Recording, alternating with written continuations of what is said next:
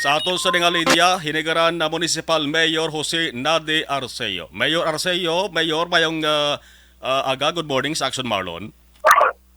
Okay, good morning, Action Marlon. Good morning, bisitahan nga nag-aplamatisyon mo programa sa mga aga. Yes, thank you so much sa time ginhatag diri sa Action na Radio Bacolod. Unahon ko lang, Mayor, ang balita angot sa dengue. Kay ang DOH sa Western Visayas, may ginpagwa nga datos nga ang Negros Occidental nagpatas na sa probinsya sa Antique nga may pinakadamo nga new cases as of last week kung dengue ang paghambalon. Dere sa Negros Occidental, ang banwa sa Nginegaran isaman sa may damo nga na-record nga kaso. Ano, Mayor, ang tikal nga ginahimo subong sang banwa para mapahagan-hagan ang pagdamo sang dengue cases?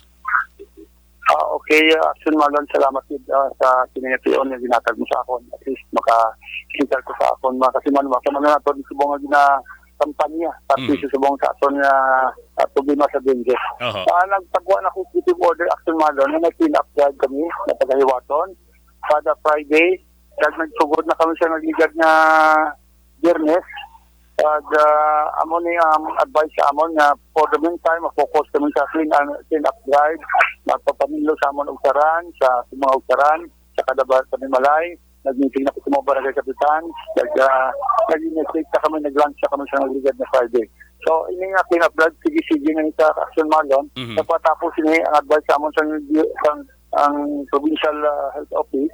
After sa clean up drive namon for mga 2 weeks, initiate na kami sa fogging namon. Ang pagkakatuparan na sa mga bulong, sa ang fogging equipment na para sa among fogging mga activities 2 weeks from now.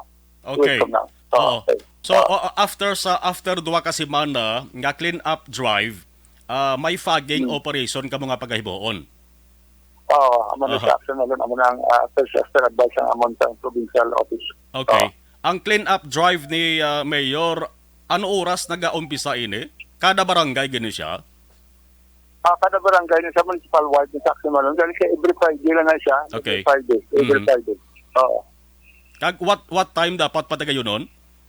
Sa aga na siya gasugod, 7:30 at 7 na paghapon. So isang last Friday, namin na isang outcome kay nagigiliyo ang talan, nagigiliyo tayo ng mga barangay.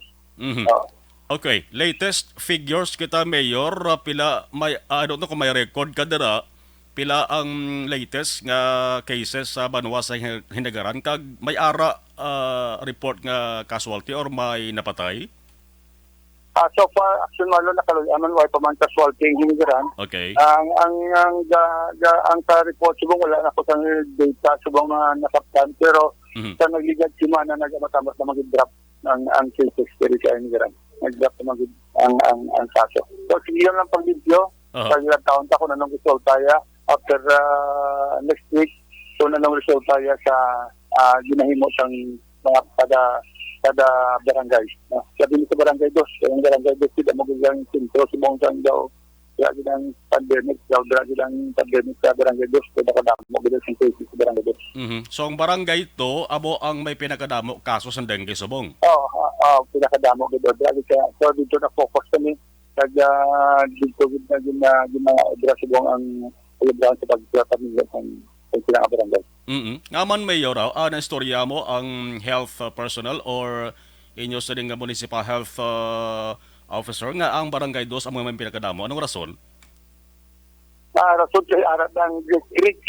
Ang creek dyan, Alo Creek. Nagdaan pundo ang makuha niya ng mga lamok. Kaya mo itong kadamo basura da. Tungkol lagi dyan, Juro, ang mo nag-close ang dengue, ang pagpipin sa mga lamok. Kaya arat ng creek. Pagpatinlogin sa mga kanal, damo gila na portion. So may ara sa ganatuwag gali, Mayor, dara nga stagnant water? Mga stagnant na creek siya.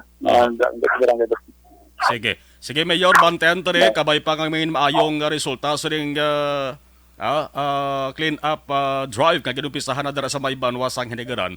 Sailuan ko lang, Mayor,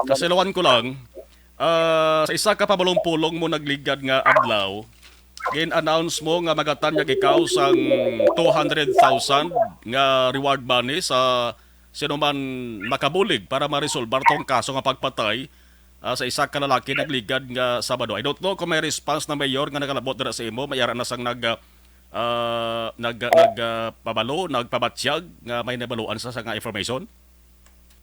May ara na mag-action, Marlon. Okay. Hindi lang natin na per-disclose. So, ongoing ang investigation. Mhm. Bihilo ko niya may ara ko reward na ginahatag. Kaya para sa ako, sobra-sobra na gid, no? Sobra-sobra na gid ang iningagan man. Mhm. Isipon mo, in a broad daylight, pero hon mo sa katao, wag ka care kung sino mo sa labat, may duwangan na sa labat, damo kang witness, na hindi maghambal. So, hindi ko gusto nga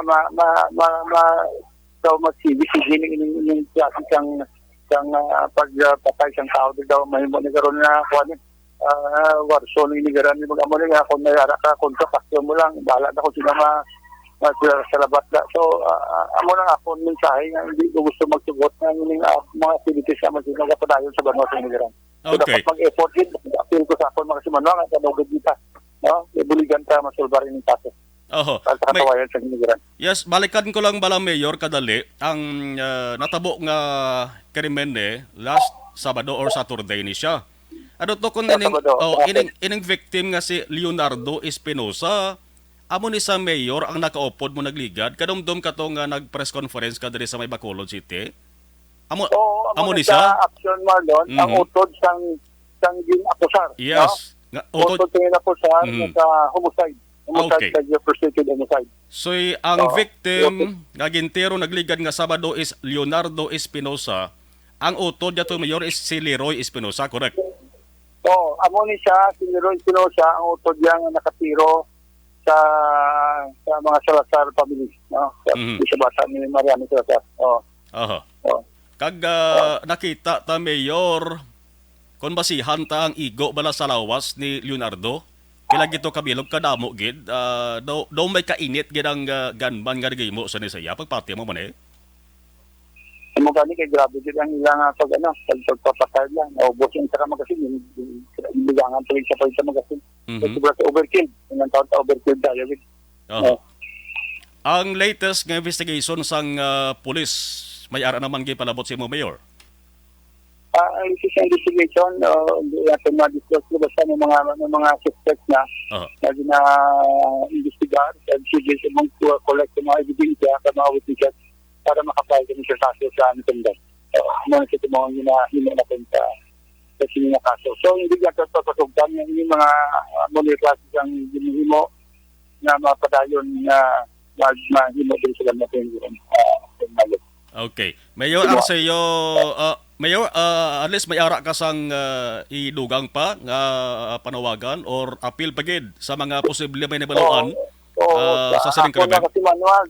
Sa akon mga kasimanwag, appeal dito sa inyo, buligan sa sulbar ng kaso, ang broad daylight na murders, ang katao, na way labot yung napatay pa, kamo po siyang mahalikan.